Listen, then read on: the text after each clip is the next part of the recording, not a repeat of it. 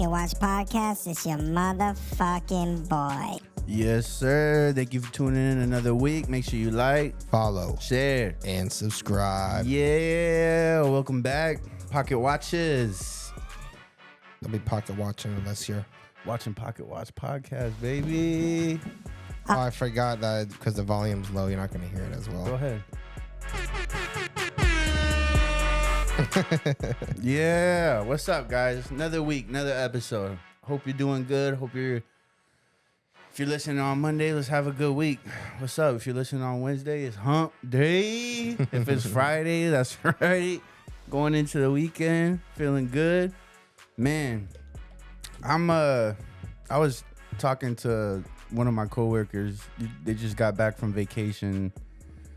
He was like, man, like, isn't it funny how you want to live different every time you get back from vacations? Yeah, you're like, oh, I'm gonna do things different. Yeah, like I want to make every day feel like when I was on vacation. And it's like, that's why I want to live here. That's why I want to live there. And I was like, you know what I realized? When I had that same feeling. Last time I had that feeling was in Costa Rica. And I was like, it doesn't matter where you live.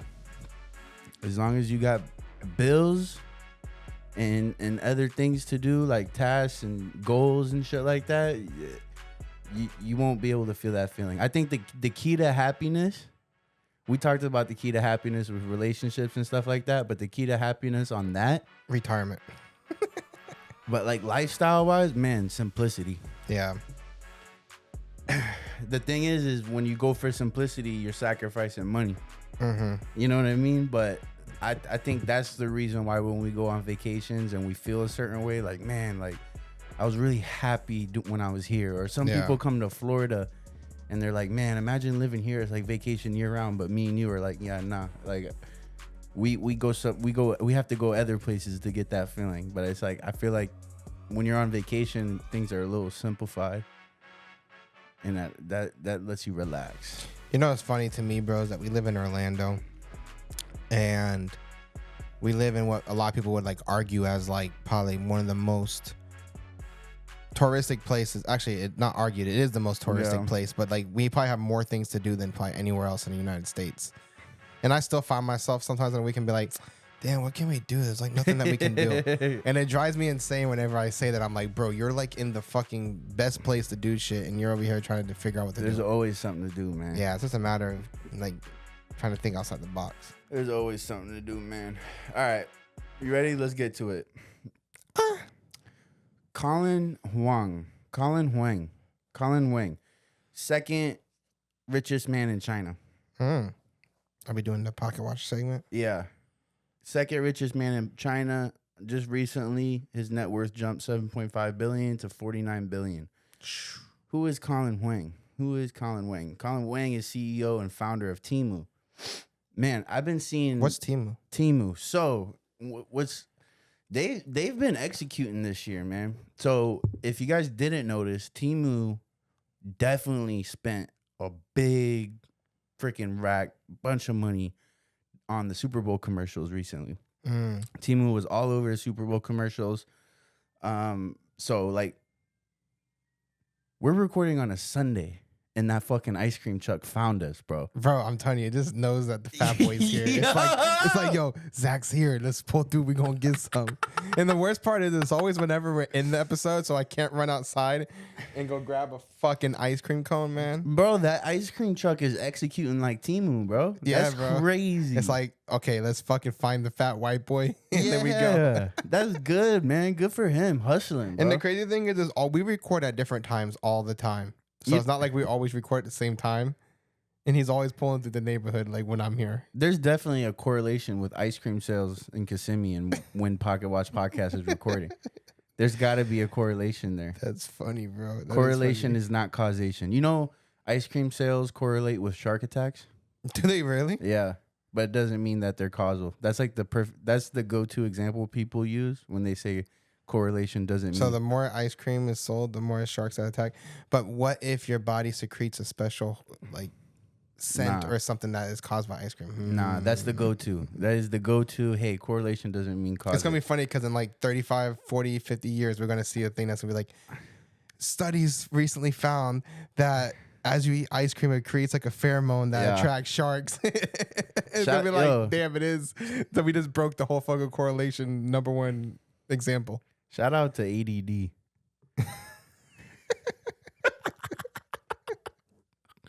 All right, Temu. All right, right? Temu. Okay.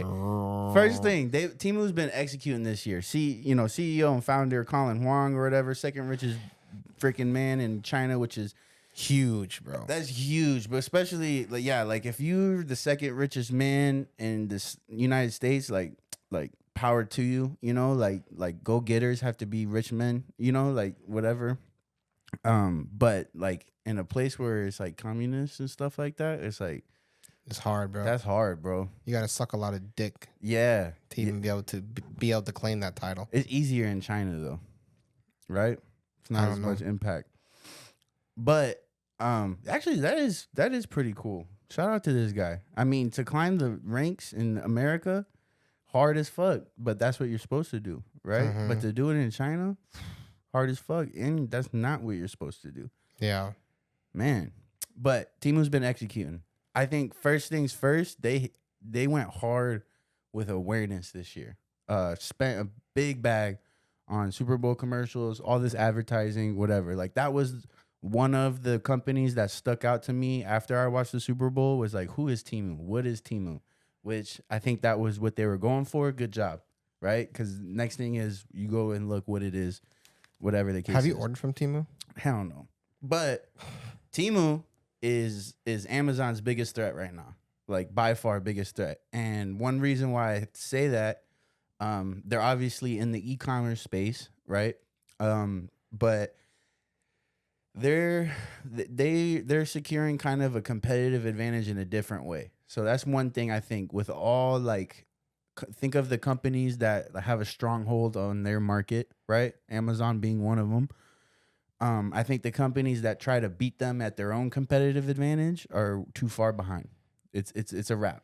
And what do you think is Amazon's biggest competitive advantage? Advantage. Like what is the reason Amazon's winning over most companies? Convenience in e-commerce. Convenience, right? And like shipping time. Yeah. Like getting it to you as fast as possible. Mm-hmm.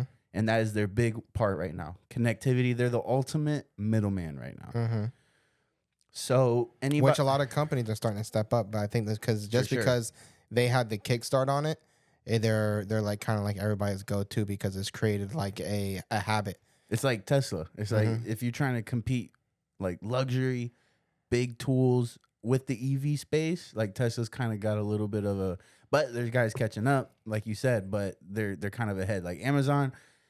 We had a guy, I listened to a guest speaker for a guy that was like a regional manager for Amazon, and the shit that they do is kind of cool. Like all of their leadership positions, they have like a bunch of levels of leadership positions, and they pretty much like, they'll go out and hire MBAs or whatever to be like a floor manager. And that guy's main goal is process. Like how do we keep getting the process better?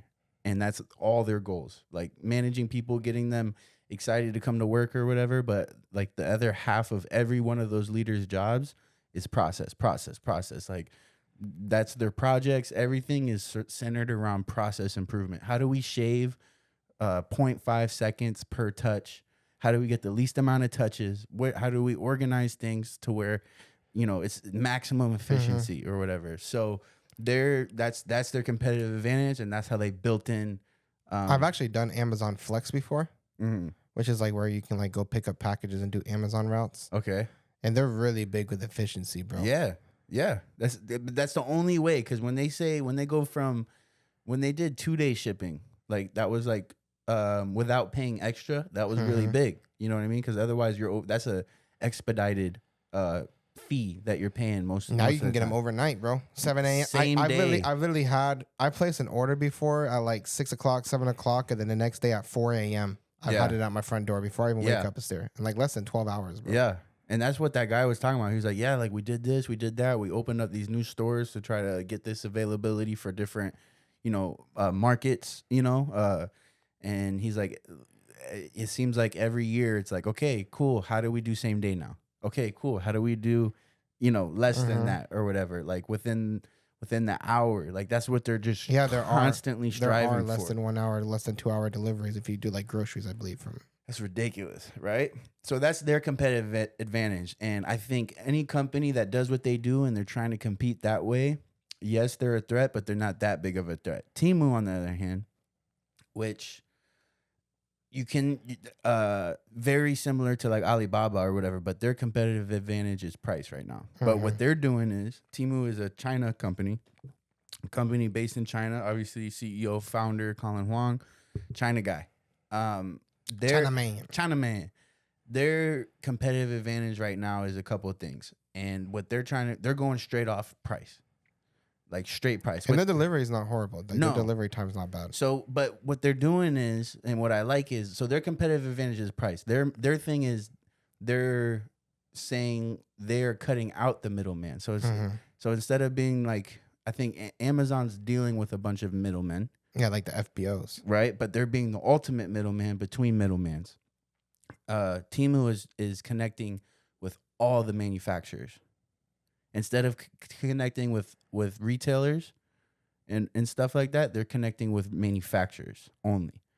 And I think they're doing like, and what I think they're finding the nice balance is, because what they say is, as long as it's cheap enough, people are willing to wait. But they're also like, as long as our turnaround time is not that bad, like Alibaba is just terrible. Right. What was the one before Temu that like you had to wait like at least 30 days? Alibaba, Wish was the one.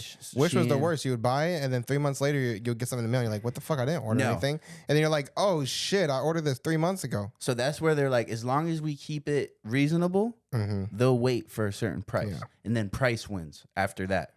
So it's like, as long as we keep the turnaround time reasonable, price will win, and that's where they think they're gonna beat Amazon. Yeah. And they're connecting straight with suppliers. And the other thing is they're doing cheapest is their competitive advantage, but they're not. They're verifying their suppliers in a way to where it's not like Wish or Alibaba. Like the products, the quality is still good, but because they're doing it with this model, they are going to compete way better with price. I've never ordered from Temu, but my girl and some friends that I know of have. And I know the products come pretty quick. It's usually like, I think like 3 to 5 days. The other thing is they kind of gamified the shopping experience. So I guess apparently like you can get points and jackpots, shit like that. That is what makes me not want to shop there. Really? Opposite, bro. That shit gives me like stresses anxiety, you out? Bro. Really? I cannot stand that factor. Just give me the fucking price and I will pay the fucking price. I don't want to have to play a bunch of games, have to invite a bunch of friends. And do a bunch of shit. It's a good method though. No, maybe not for Zach, but you could. Bro. That's a nice. That's why that's free money. That's why I haven't. But I have stuff that I added to my cart, and it wanted me to do all this shit before I can like buy and discount. I'm like, I'm not doing all this, bro. And like, I just didn't even order. I just went on Amazon and ordered. Yeah. See. Yeah. Convenience wins there. Yeah. I was like, I'm it's half the price. Great, but I'm not doing all this extra shit for me to get half the price. I'd rather just fucking pay my shit and go do what I need to do. So they make you go through a lot of little bells and whistles. Yeah, they have like things where you can like choose a certain amount of free gifts or some shit like that where you get like a massive discount, but you gotta like invite a bunch of friends and they have to like click a link and they gotta come in and I understand the business model of it. It's like you have other people come in and like open the app. They're incentivizing. Yes, and now the people that open up the app they can add stuff to their cart for free, but they have to invite other people and it creates like a chain reaction. It's like a little pyramid scheme. Exactly.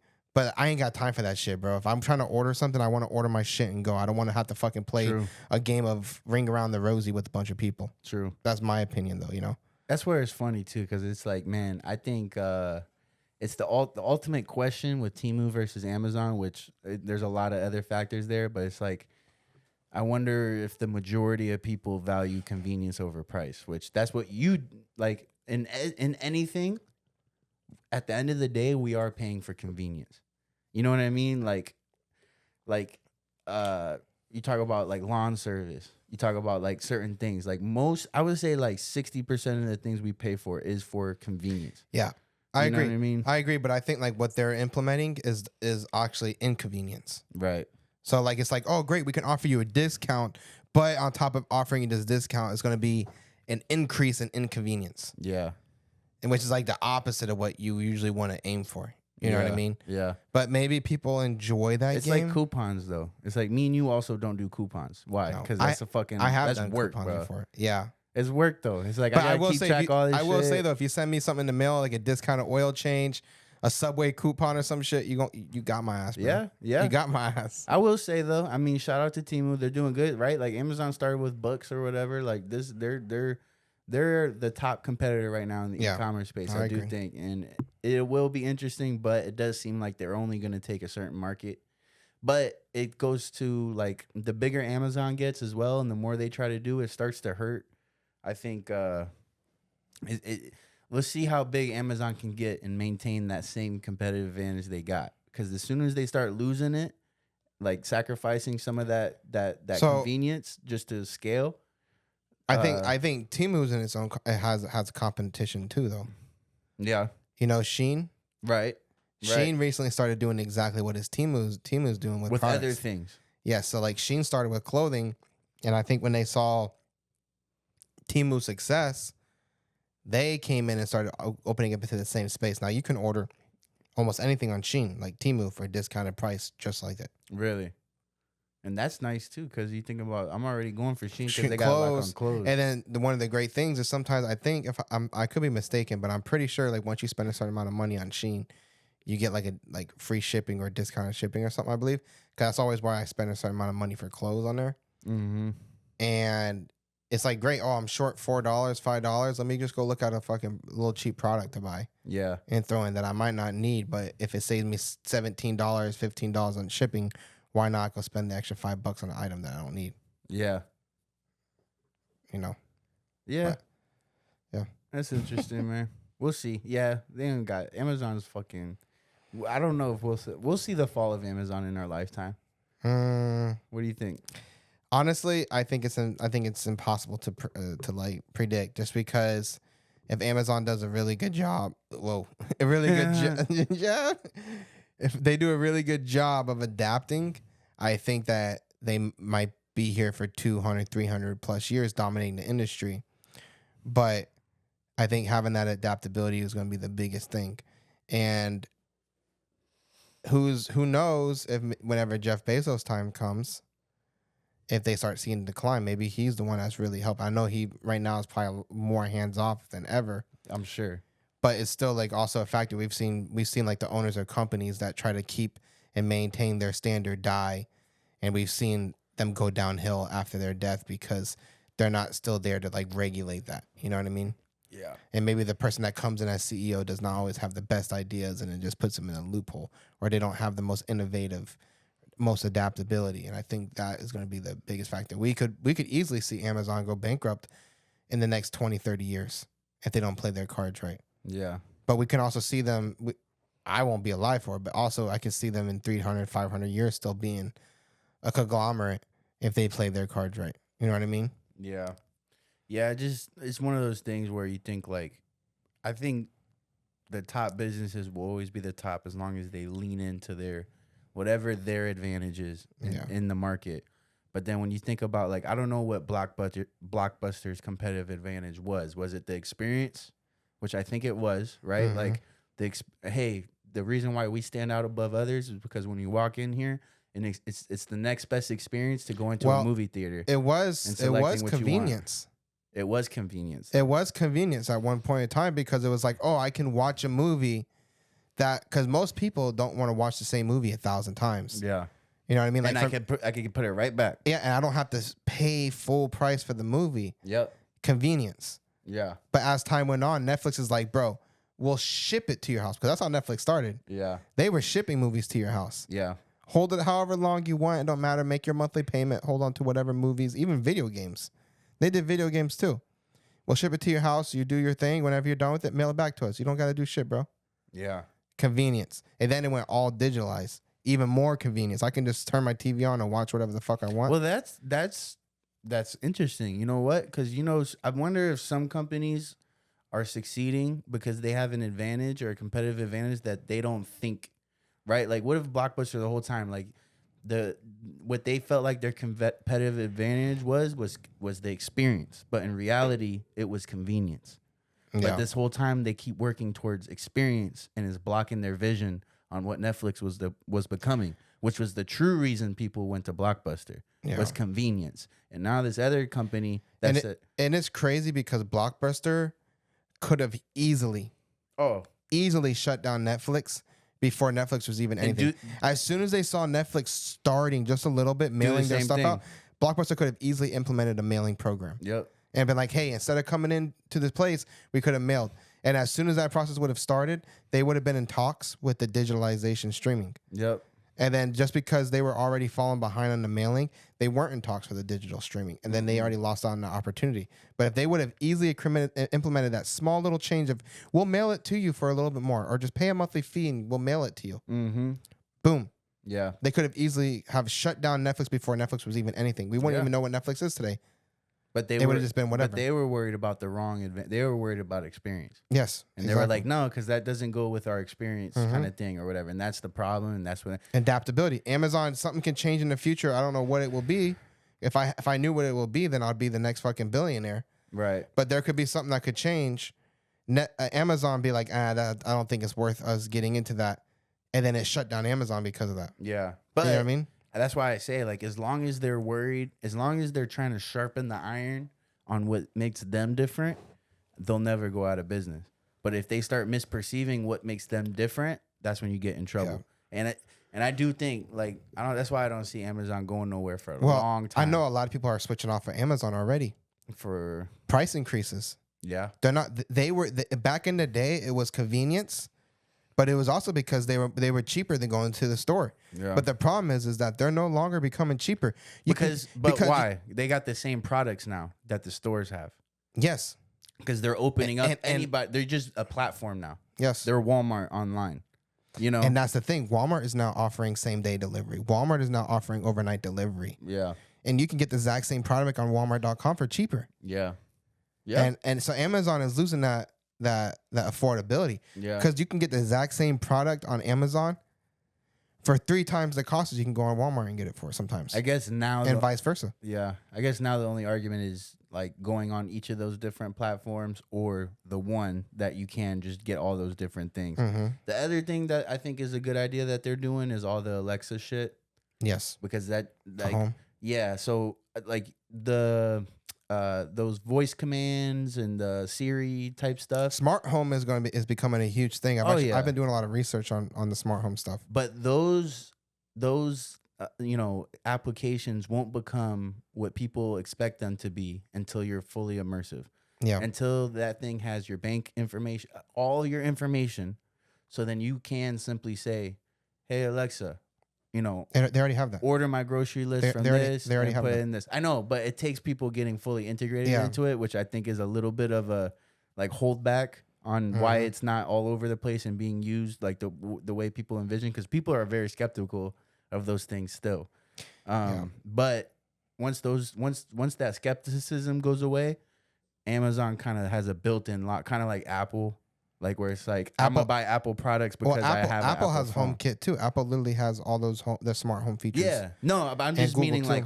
like integrating the hardware with it. Like you're gonna go get an Apple Watch because you have an Apple phone. But that's what a lot of people do, and I do think you're gonna shop on Amazon because you have an Alexa home. You know what I mean? That is a good way to kind of lock in. It is true in there a little bit for the future, but we'll see. We'll see what's up, man. What time we got? We got 24. 24? 24 on the dough. 24 on the dough. Let's see. Let's see if we can end it with something real quick. I got something here. Something super spicy. Hey, man. Hey, man.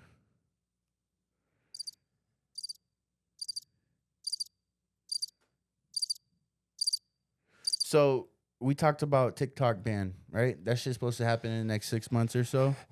Supposedly. I don't see it happening, but supposedly. So apparently. So I'm seeing a lot of shit on TikTok CEOs starting to sell or thinking about selling. And I wonder how much that has relation to the banning of a market, right? Like, does the value of the company drop significantly if the United States can't use it. Be interesting to see who is in talks of purchasing it. Because if it gets moved to an American company, then what? Then we're not banning it. That's such bullshit, bro. I think this whole TikTok thing just shows how corrupt everything is, bro. It is. I mean, the other thing too that I heard is like something we're not used to, but other countries are used to, is like everybody's like, you just get a VPN, you can use whatever fuck you want. Mm-hmm. But I think in these states we're kind of spoiled. It's like I don't want to get no VPN just to get on the fucking app. But yeah, there's talks of him selling TikTok, and I wonder if that's weakening the position of the ban itself as well, or delaying it. I wonder how that's gonna go. He also said, I also saw something, another thing. He said he would rather shut down in the U.S. than sell it. So it's kind of contradicting. I feel like he's kind of in a weird situation. So it's either, I think he's kind of got a little bit of a decision here where it's like sell it or shut down in the U.S. and keep running. That's hard. That's hard. That's like, hey, you got this good product, but I'm going to take a fourth or a half of your market share away from you. Or you could just sell it. Like you could keep your product. I want to buy your product. You could keep it. What if the ban is, what if the ban is leveraged to buy it? That's what I was just That's thinking. what you were thinking. Yeah. Because it's like, hey, we're going to ban you in 6 months, or you could just sell it to me. So, yeah, cool. You get to keep your product, but you're about to lose 1/4 or It's like a strong arm negotiation. Yeah, or 1/3 of your market share. And only half of those people might get on VPN just to use it. But it's going to damage your market share tremendously. Or you could just sell it for what it's worth right now and walk away with a whole bunch of money. Ooh, that's a strong arm right there, papa. Yeah, that's fucked up. Shout out to the China companies this episode, bro. I don't agree with the whole TikTok ban thing, bro. I know. I don't agree with it at all. I still got to post that clip. I understand why people have like their arguments and like their, I forgot the word I'm looking for, like when people have like reservations. Yes, I understand why people have their reservations against things like that, but I think it's bullshit. I think I think it goes completely against what America is. Yeah. You know, America's freedom of speech, freedom of press, freedom of whatever the fuck you want to do, essentially, like in that sense. Yeah. And I think doing exactly that, like banning them, is going completely against all that. You know what I mean? Their argument is getting our data, I guess. But it's like we do the same shit. But it's like, oh, great, they're not allowed to. It's such bullshit, bro. Yep. It's such bullshit. It's their way of trying to whip it out and say who's bigger. It's the Game of Thrones, bro. It's the Game of Thrones. But that's it this week, guys. Thank you for fucking tuning in. We love you guys. Again, make sure you like, follow, share, and subscribe. Another fucking episode. Another fucking week. My legs are super weak because she's sucking on my meat. Damn, that was kind of fun. That was kind of nice, right? You took off there for a second, bro. All right, guys. Thank you, guys. Pocket Watch. Out.